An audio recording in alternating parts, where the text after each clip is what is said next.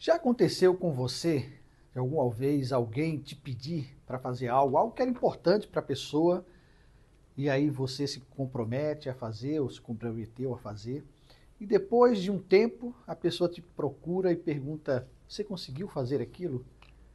E você então se lembra: nossa, esqueci completamente.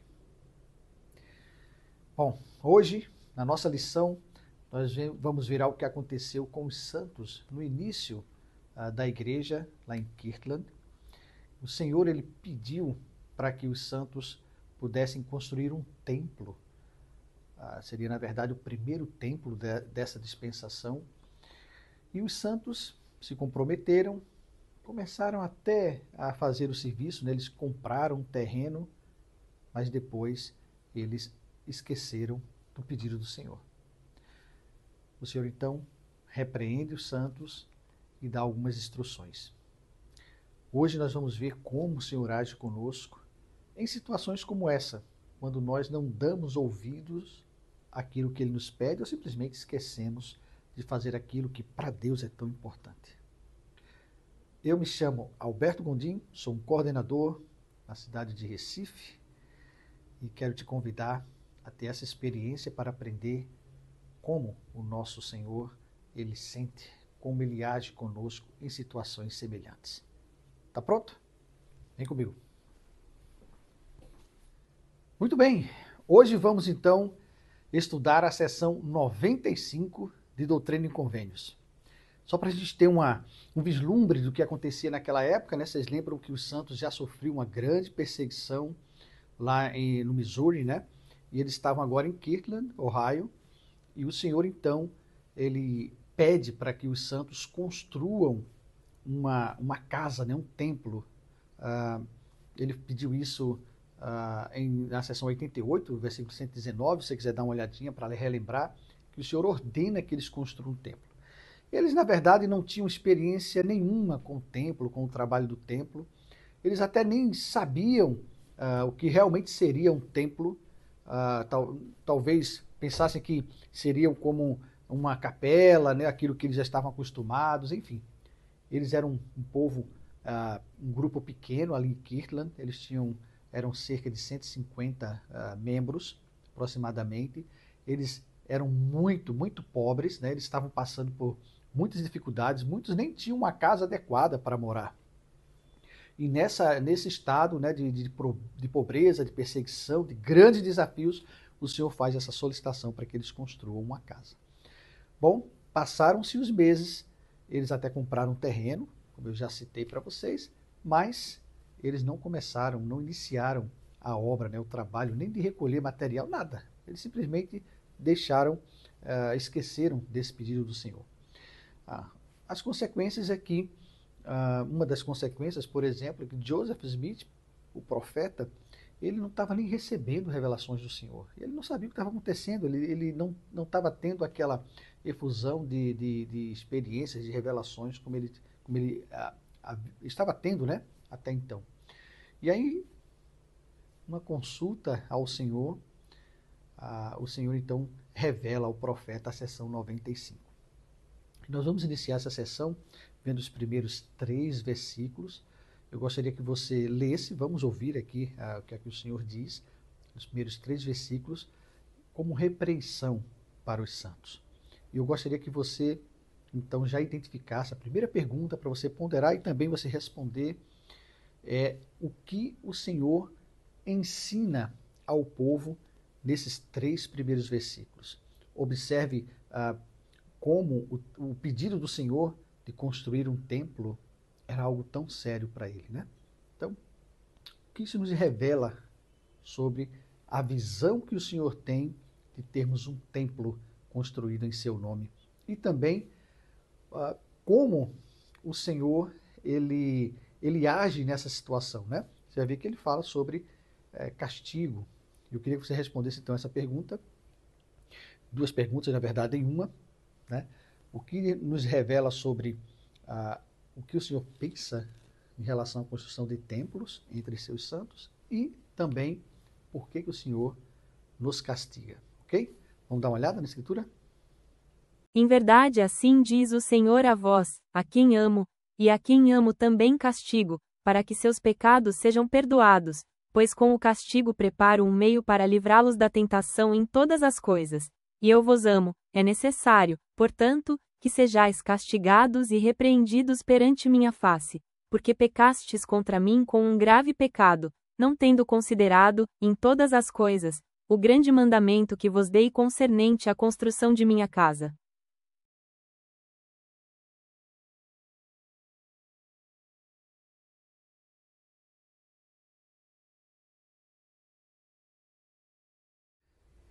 Muito bem, obrigado a você ter ponderado, respondido, né? Tem muito a aprender com o Senhor, não é? Quando ele fala que é grande o pecado, né? O erro deles não terem construído um templo, nos mostra que o Senhor tinha uma visão, na época, né, muito maior que eles, claro, mas até para nós, para a gente ganhar uma visão de que ter um templo, ter uma casa erigida em nome do Senhor, ou para o Senhor, na verdade é uma fonte de bênção para nós. Termos a presença do Senhor, literalmente falando, entre nós, e também ter acesso às bênçãos que as ordenanças e também a visita ou a ida ao templo nos traz. Vimos também que o Senhor ele castiga os seus santos porque ele os ama. É como um pai amoroso, né? Quantas vezes, né, nossos pais disseram, olha, você vai ficar de castigo por causa disso e disso. E aquele castigo serve para nos dar uma lição de que aquilo é importante, uma lição que talvez eu preciso mudar, uma lição que eu preciso agir, modificar minha forma de ver as coisas e de agir, enfim. Deus, ele é um pai amoroso, é um pai que se preocupa conosco. Na verdade, o plano que ele fez para nós é um plano de amor. Os castigos que o Senhor estabelece em sua lei serve também para demonstrar esse amor e nos ajudar a melhorarmos. Esse é o princípio que a gente não pode esquecer. O Senhor ensinou isso para os santos e para nós fica também essa lição, de que em algumas situações nós receberemos algum castigo do Senhor. E o castigo pode ser simplesmente não ter aquilo que a gente está pedindo. Ou o Senhor dizer, olha, vou deixar você fazer do jeito que você quer, para que você aprenda que isso não é o melhor caminho. Mas quando a gente se volta para Ele, com o coração aberto, Ele nos abençoa, como foi também com os santos, né? O Senhor, então, ao repreendê-los com amor, fez com que eles despertassem e tivessem o desejo de começar o trabalho, não é?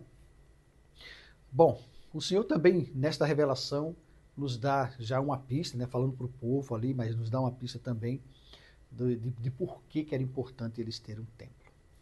Gostaria que vocês dessem uma olhada, uma lida nos versículos 4, nos versículos 8 e 9.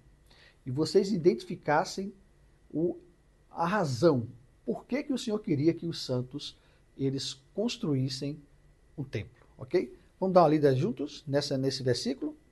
O Senhor diz o seguinte: para a preparação com a qual tenciono preparar meus apóstolos para podarem minha vinha pela última vez, para que eu execute meu estranho ato, para que eu derrame o meu espírito sobre toda a carne. Sim, em verdade vos digo, dei-vos o mandamento de construirdes uma casa, onde tenciono investir os que escolhi com poder do alto, pois essa é a promessa do Pai a vós. Portanto, ordeno que permaneçais, sim, como ordenei a meus apóstolos de Jerusalém. Muito bem, dá uma olhadinha novamente nessa passagem, nesses versículos, e identifica qual foi a promessa que o Senhor fez aos santos, caso eles construíssem um templo. Dá uma pausa no vídeo, dá uma olhada e acha uma promessa que o Senhor fez para os santos para que eles construíssem um templo.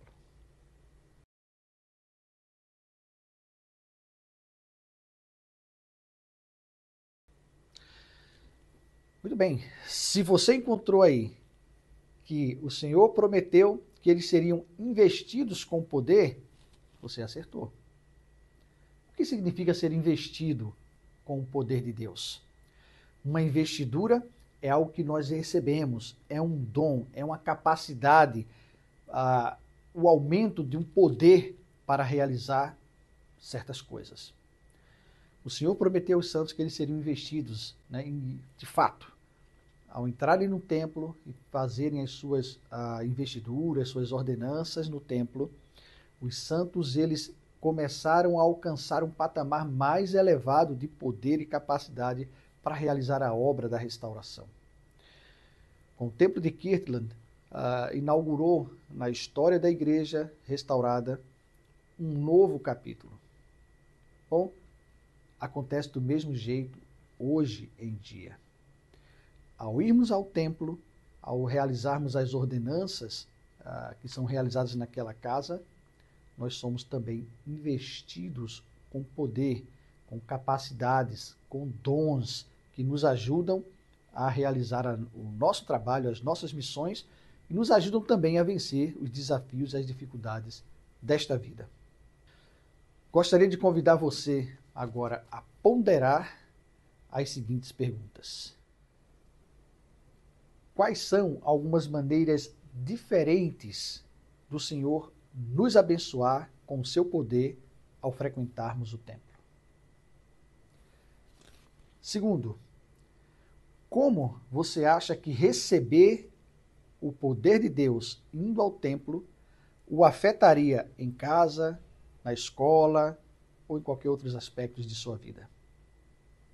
Dá uma pausa no vídeo, pondere essas perguntas.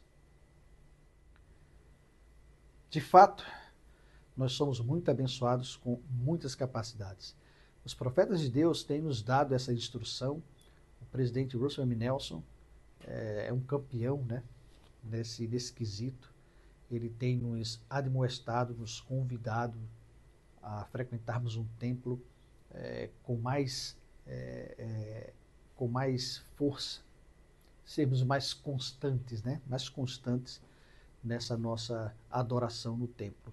E ele tem nos dado várias razões para isto. Gostaria de compartilhar com vocês aqui algumas delas, nas palavras do nosso próprio profeta, né, o presidente Nelson. Dá uma olhadinha. Ao cumprirmos nossos convênios do templo, obtemos mais acesso ao poder fortalecedor do Senhor. No templo, recebemos proteção contra os ataques do mundo. A adoração regular na casa do Senhor aumenta nossa capacidade, tanto de sermos virtuosos quanto caridosos. Assim, o tempo que passamos no templo aumenta nossa confiança diante do Senhor. Eis minha promessa a vocês: cada pessoa que busca sinceramente a Jesus Cristo o encontrará no templo. Vocês sentirão sua misericórdia, encontrarão respostas para suas dúvidas mais inquietantes. Compreenderão melhor a alegria de seu evangelho. Muito bem, que promessas maravilhosas essas que nós recebemos através de nosso profeta. Eu testifico que ir ao templo vai nos trazer todas essas bênçãos que o nosso profeta compartilhou conosco. Como ele disse, se quisermos encontrar ou ver Jesus Cristo, precisamos ir ao templo. Lá é sua casa. Ele está lá, literalmente presente, mas também o seu espírito, o seu poder está naquela casa. Frequentar um templo é uma das maiores bênçãos que nós temos como santos dos últimos dias. Convido você a fazer todos os esforços possíveis para que você frequente o templo, dentro de suas circunstâncias. Se você mora numa cidade que o templo é pertinho, faz uma meta de frequentá-lo o mais que você puder. Se você mora distante e vai em caravanas de tempos em tempos, a sua unidade ou com sua família, faz um esforço para que você participe dessas caravanas, dessas idas ao templo. Testifico que todas as promessas que o nosso querido profeta nos fez, elas se cumprem. Você receberá as bênçãos, os dons, o poder, né, a investidura de poder que você precisa. Bem, para concluirmos a nossa lição, vamos dar uma olhada em um outro aspecto muito importante. Como eu disse lá no início, os santos eles estavam numa situação de penúria, pobreza, perseguição, né? Muitos não tinham nem um local adequado para morar e o Senhor pediu para que eles construíssem um templo. um sacrifício muito grande para aquele povo naquelas circunstâncias. Uma dessas reuniões em que eles estavam pensando sobre como construir o templo, né? Alguns irmãos sugeriram, por exemplo, vamos fazer uma cabana de madeira. Outro disse, olha, podemos fazer de toras, né? Que era muito comum, né? As casas deles eram construídas assim, enfim. Mas aí o profeta Joseph Smith disse, é isso que nós vamos oferecer a Deus? Eles então fizeram um grande esforço, dando daquilo que eles não tinham para a construção dessa casa maravilhosa, linda que foi o templo de Kirtland. Gostaria de compartilhar com vocês aqui um pequeno texto. Vamos dar uma lida nesse texto que explica como é que foi o sacrifício deles. Você tem ideia daqueles 150 membros que estavam naquela ocasião? Eles não sabiam construir nada com argamassa, enfim. O máximo que eles podiam fazer era casas de madeira, ou toras, né, ali. Por isso que eles sugeriram de fazer dessa forma. Mas eles não tinham nem o material, eles nem tinham nem mão de obra qualificada para erigir uma casa tão bonita, né, tão bem feita como foi o templo de Kirtland. Mas o Senhor estava esperando apenas uma coisa: o desejo deles de fazerem, de agirem. Conta que quando o profeta compartilhou com os membros esta revelação, a sessão 95, Hyrum Smith imediatamente pegou a única coisa que ele tinha, que era uma pá, e ele foi limpar o templo. Era o que ele podia fazer. Ele não sabia construir, não tinha material, mas ele podia limpar o templo, o terreno do templo. E ele fez isso, pegou uma pá e foi lá para começar a limpar o templo.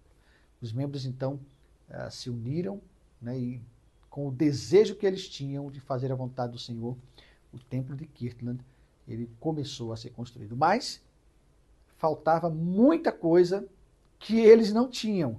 Não tinham mão de obra qualificada e também não tinham recursos para essa construção, suficientes para essa construção.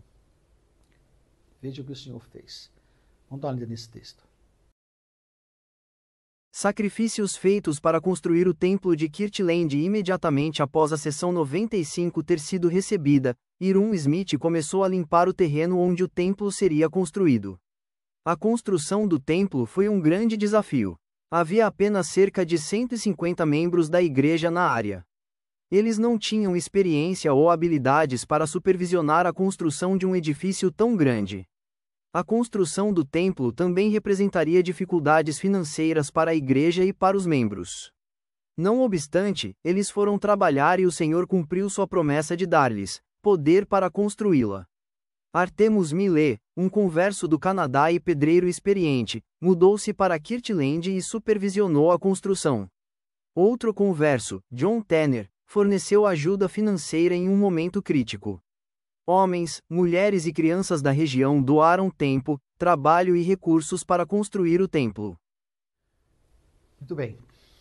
Pondera então agora, lendo esse texto, as circunstâncias, o que aconteceu, né?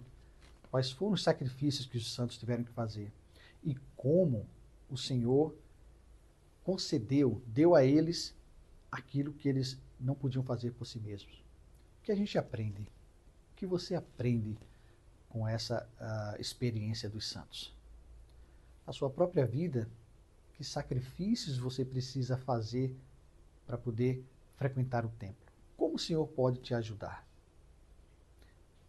Eu prometo que se você tiver esse desejo de fazer a vontade de Deus, de fazer a coisa certa, não só ir ao templo, mas qualquer aspecto de tua vida, com relação a qualquer mandamento, se você tem um desejo sincero e você se esforçar, dando tudo que você tem para oferecer a Deus, de desejo, de vontade, de ação, de fé, o Senhor vai complementar. Ele vai conceder a você aquilo que você precisa para alcançar o seu maior objetivo. Eu gostaria de convidá-lo, ao final dessa lição, que você respondesse a nossa terceira pergunta. E a pergunta é: o que você aprendeu nesse estudo da sessão 95 que pode ser útil para você em sua vida. Como você pode aplicar esses ensinamentos na sua vida hoje?